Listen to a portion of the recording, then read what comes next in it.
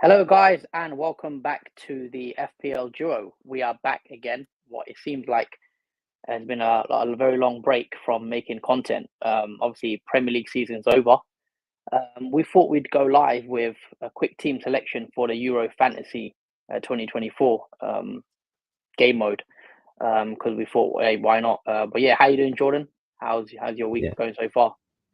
Yeah, it's been a great, obviously, time off from fantasy football, enjoying obviously watching the friendlies for the Euros and a bit of change. But yeah, it's been going really well and yeah, exciting at the same time to see, obviously, for the Euros in Germany kicking off on Friday.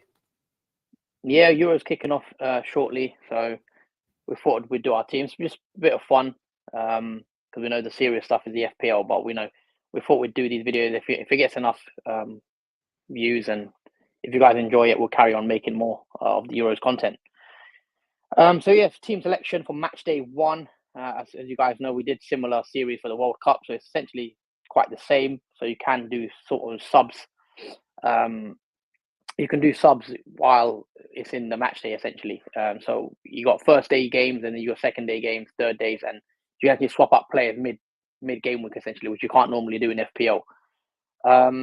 So let's start off with the team I've gone with. So I've not actually done my team properly because, as you'll see on the bench, there's some players that I would rather play first, and then like Wild Vice, for example. But yeah, I'll come on to my team. So in goal, I've gone with Pickford, the England keeper.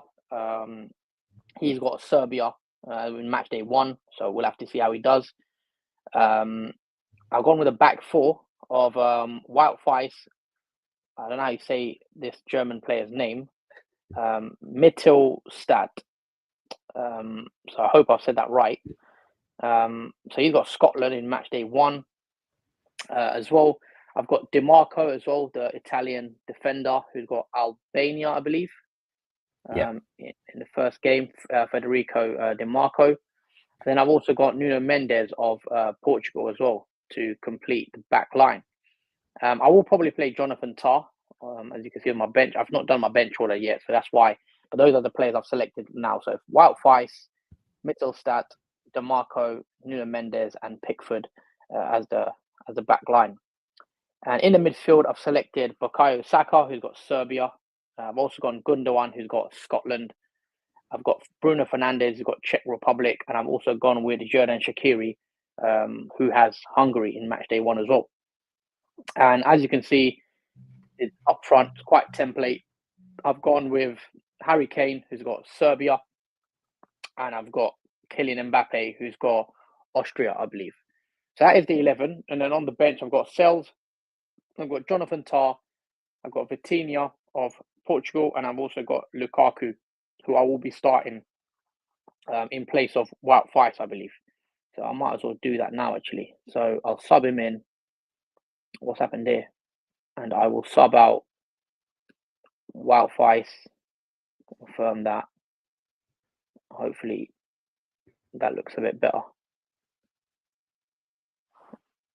Hold on. Can you see that? Yeah, the website is a bit fiddly due to the scrolling of the menus popping up, but yeah, it is an improvement from the World Cup one we had 2 years ago, I think. Yeah, it is improvement for that one for sure. But yeah, that's what my team looks like essentially, guys. I've got the Lukaku, Kane, Mbappe up front. I think the midfield looks pretty good with Saka, Gundogan, and Bruno and Shaqiri. So yeah, that's what my team looks like at the moment in time. I haven't done the bench order because obviously I'll have to see who plays first. I've not looked into the fixture too much. That's what I've got. It could change into the deadline, but that's essentially the first sort of draft I made. I've done a bit of tweaks since then, but I've come to this. But yeah, I mean, let's come on to your team anyway. Let's see who you've selected and who you've gone with. Yes, so I've gone with a very different variation of obviously my squad, but I've gone with the front 3. Let's start off with let's talk about Ronaldo. Obviously, he's one of the favourite picks I've gone for in one of my forwards. Purely this team that I've made is from basically the qualifiers for each team, how well they've done in terms of their countries. And I think Ronaldo is a good candidate, I believe. Portugal were the highest scoring nation during the qualifiers. I think they got 36 goals from 10 games. And obviously, this will be probably Ronaldo's last Euro. So it's better to go for a bank. He does have Czech Republic as well, or Czechoslovakia, as his fixture. So yeah, it's a really good one. I feel like he could be a nice candidate for that game. Relatively high owned for him, but I like the pick.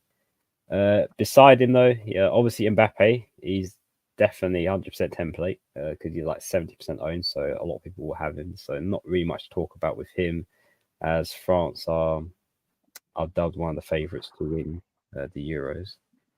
And the third one is from Spain, and that's Yamal, who's got Croatia. And this one is variable because I do see rotation with Yamal through this competition, but I want to see match day one whether he starts or not. I think he will, but I think further down the line, Spain have a really good, massive squad, and especially in their forward lines, there is a lot of potentials there. So there could be some rotation further down the line as obviously Spain advance through the Euros. But that's the three I've gone with currently. I don't think that will change much. I think I'm set with those three up front. So let's move on to the midfield four that I've gone with. Obvious ones are probably Saka. He's got Serbia. Now, I've only got one England player in my team currently. I did, before I obviously made this, I had about three. But watching that Iceland game in the friendlies, that slightly put me off, even though England are dubbed as well, again, one of the favourites to win the Euros. I'm not quite hot on England assets at the moment, but I should include at least one, and that was obviously Saka, who's got a nice fixture. So I want to see what England do, obviously, for match day one against them. Next to him, obviously, is Bruno Fernandes.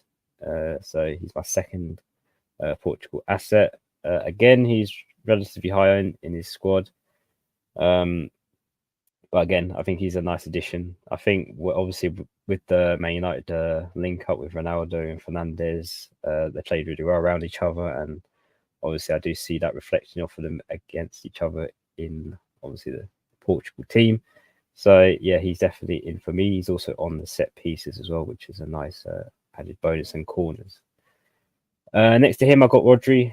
He's got Croatia. Obviously my second Spain asset, and yeah, a very nice asset to own. Obviously, Man City, we see how good Rodri has been for them and obviously for his country. What I like about Spain is they keep a high percentage of passing between the teams. So they do hold a lot of possession throughout the squad. And that does provide opportunities for Rodri to maybe get attacking returns like an assist from obviously the goal scorers that Spain do possess. So he is my third addition to the midfield. Relatively tough against Croatia, but I favour Spain in that game. Last midfielder I've gone with, which is a different variant, is Shaqiri. He's got Hungary. Now, I think in terms of teams for the Euros, I do think Switzerland are a bit underlooked. I think that's due to their stats in the qualifiers being they didn't score as many as expected in terms of the stats. So I did want to include one, obviously, off the template kind of player, and I think Shaqiri is the one I'm going for to start off with. And he does have Hungary, which I think, again, is a nice fixture for him and obviously for Switzerland. So, yeah, exciting asset to own, I think, because not many people have him currently in their teams. And finally, let's move on to the back three. So, similar to Huss, I went with DeMarco for Italy. He's got Albania, likely clean sheet from them, and possibly attack and return, depending on obviously the formation that Italy. I imagine it'll be very attacking in that game. But yeah, hopeful for a clean sheet there. He's kind of template as well, but a nice addition. Cancelo is the third Portuguese, obviously asset in my team. Again, he's been brilliant in the qualifiers. He got really good stats, goals and assists, as well as clean sheets. And yeah, another favourite of mine. A bit off the charts though for my last defender. Gonna be hard to pronounce his name, but I believe it's Dragosin. So apologies if that's the wrong pronunciation for that. But he is the Romanian defender who's got Ukraine. And again, surprisingly, in the Euro qualifiers, Romania did keep quite a few clean sheets. I think +5 out of their 10 games. So maybe a bit of a surprise that they kept that many clean sheets against relatively good teams as well. So I think again, it's just to be different than going for the cliche defenders that most teams will have. And if they can nick a clean sheet in obviously the qualifiers and potentially maybe get to the next stage, that could be a bit of fortune as well. And finally, for my last pick is Pickford, the England goalkeeper who has Serbia. So I do see England obviously venturing through the tournament nearer the semi-finals or finals. So obviously I want a long-standing goalkeeper, and that is the one I've gone for. I think in terms of England's stats overall this qualifier, I have preferred their defense rather than their attack in some games, and the amounts of shots they've faced as well against other teams, I do feel like maybe Pickford is the ultimate pick long-term plan. And just quick bench. The bench is pretty strong. I got Kasper Schmeichel for Denmark, who's got, I believe that's Sweden. Oh no, that's not Sweden. Slovenia, I think. Slovenia, sorry, yeah. Slovenia, which is a nice fixture. Again, the pronunciation for this player is Schuameni. Schuameni, that's it, yeah. He's got Austria and his teammate Theo Hernandez. And finally, the last player in my bench order from Spain is Grimaldo. He's got Croatia. So very strong bench. A bit of a benching headache, I think, because it is hard to obviously fit all these quality players in, especially 2 French players on the bench as well. But it's all going to change. That team is not going to be the final team just before the deadline on Friday around 8 o'clock. So yeah, that's currently what I've gone for at the moment. Mm-hmm. No, it's a pretty good team. Obviously, you've gone triple Portugal. I think a lot of people are going to have triple Portugal. Obviously, you've gone France. You've got triple France in there as well, which you can't really go wrong with. You've got triple Spain. Interesting. Not triple Spain, double Spain, isn't it? It is triple Spain. Oh yeah, on the bench, Grimaldo, which is interesting. Yeah. We've gone quite heavy with Spain compared to me. I've not got any Spanish players in my team.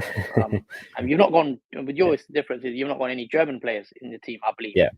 And I've gone quite heavy on Germany with Gundogan and the 2 centre backs from Germany. Yeah, I was thinking of adding obviously the goalkeeper Neuer in the team, but he was a bit too expensive. He's 6 million. I was a bit 0.5 short of having him as my goalkeeper. Have you got 0 in the bank, or how much have you got in the bank? Yeah, that is 0 in the bank with that team.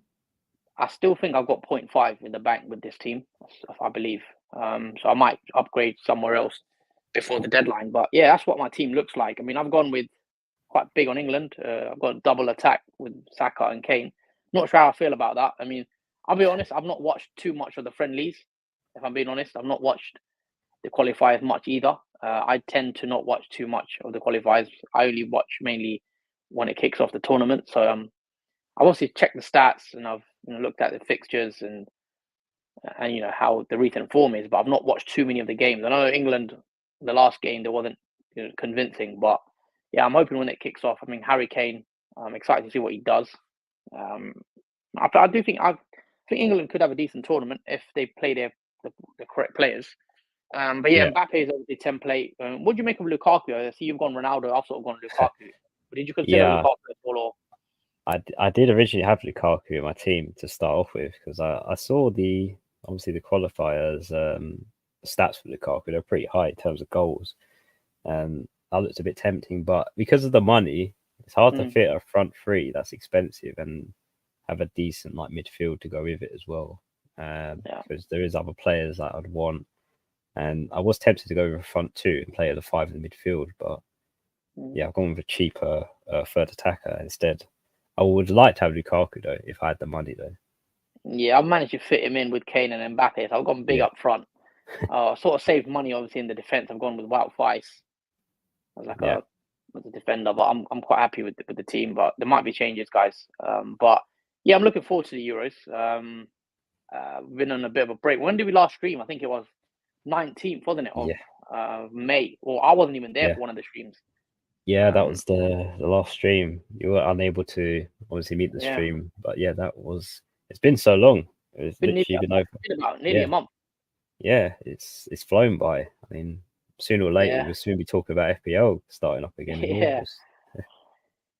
But yeah, if you guys are watching the content, guys, make sure you do hit the like button. Make sure also subscribed. If you're watching on a playback as well, guys, make sure you always hit the like button as well if you're watching. Also got Chief in the comment who says, "Welcome back, boys." Yep, Thanks, we're Chief. back at the comments. I'm back at making the content. But yeah, so that is pretty much our teams, guys. Let us know what you think of our teams. Let us know if you're playing in Euro Fantasy as well. It's just a bit of fun. We thought we'd do this video and show you guys our teams. We'll also have, I don't know what the scheduling is going to be for the streams we do. So we might do one after match day one. So we'll do a team selection for match day one, and then like a sort of review of match day one review, and then we'll do match day two team selection, match day two review. We're going to make as much content. I think it's going to get more fun when we get the games start coming. So we watch the game and then see how our players did. But yeah, obviously the rules of if you guys aren't aware, you can do subs. So what we recommend you do, playing the players that play first at the match day, or the Thursday, Friday fixtures, and then if they don't play well, you can sub them out for the players that play later on, similar to the World Cup. But yeah, I'm quite happy with the team. But yeah, that's my team, and obviously that's Jordan's. Guys, let us know what you guys think in the comments. But yeah, when is the first fixture? It's Friday, isn't it? Yeah, it's Friday, 8:00. Germany versus Scotland is the opening ceremony game to the Euros. So it should be. I think, obviously Germany are favourites to win that game over Scotland, but we have seen in the past, obviously, upsets in the World Cup of underdog teams doing really well. Yeah, it's going to be interesting, definitely. There's also the Copper on, so there's quite a lot of football over this summer, and then we'll back into obviously FPL in September or August, September time. So yeah, a lot of football to come over the summer. So a lot of content as well, guys. So if you're tuning in for the first time, make sure you are subscribed. But yeah, I think that's everything really. I mean, unless you want to add something, Jordan, onto discuss anything in particular or chip strategies. I mean, we didn't really speak too much about chips. Yeah, because there's two chips, I believe. There's Wildcard and there's Limitless chips available for this. So I've seen a lot of people say Wildcard's going to be favoured in probably match day 2. Obviously, when after all the match day 1 fixtures have been commenced, you sort of get a rough idea of obviously what teams' conditions are like, what the form they're on. And then obviously Limitless near match day 3 to quarter final time, where it gets a bit more obviously precise. I think in the World Cup we had more than 3 nations allowed at a certain point, so we'll be interested to see if it's the same for it's going to be the same. So once there's only a couple of teams left, and you'll be like 5-6 players from each team. So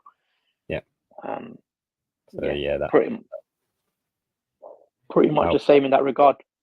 Yeah, so that's probably going to be proper time when the Limitless chip will be used, when there's more of the nations available for your squad to be in your team. There's another thing to talk about as well, captaincies, because I noticed you had it on Harry Kane. Are you set on obviously going against Mbappe? That's all. No, so I've not looked at who plays first, so I'm gonna have my captain on one of the players that play first, like on Thursday or Friday or Saturday game. If they don't play well, I believe you can switch the captaincy as well.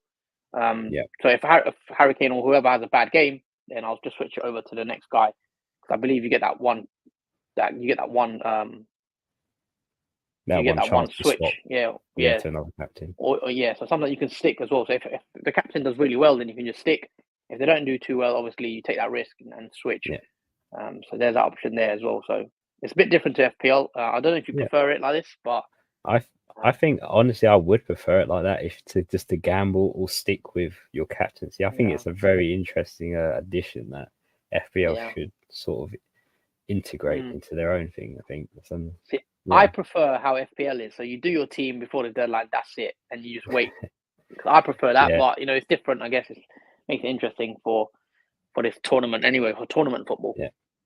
yeah, different rules. Obviously, points are gained in certain different ways as well. So yeah, it's a lot to play for, obviously, in this, and it's a lot of fun. It's not as serious Yeah, as FPL, where obviously you have to pick the players that start and whatnot. It's a bit more relaxed, and yeah, you can have yeah, fun with it. You don't have to go template. You can go with players from yeah, underdog teams if you want to. yeah, definitely. I mean, we did quite well, I believe. I think my rank Yeah, was decent in the World Cup one. I think we both did quite well. So interesting to see how we do in this one. But yeah, I think that's everything, Jordan. I think we'll wrap it up here, and we will see yeah, you guys again whenever match day one ends. I don't know when that is. I think it's next Wednesday or something. yeah, yeah. Sometime next, well, obviously Wednesday, because the matches are a bit stretched out Mm, from Friday to obviously the time they end. yeah. But yeah, thank you guys for watching. Really appreciate you guys for tuning in. Hit that like button. Make sure you are subscribed, and we will see you on the next one. Take care, guys. Peace out. Yeah. Take care, guys. See you soon.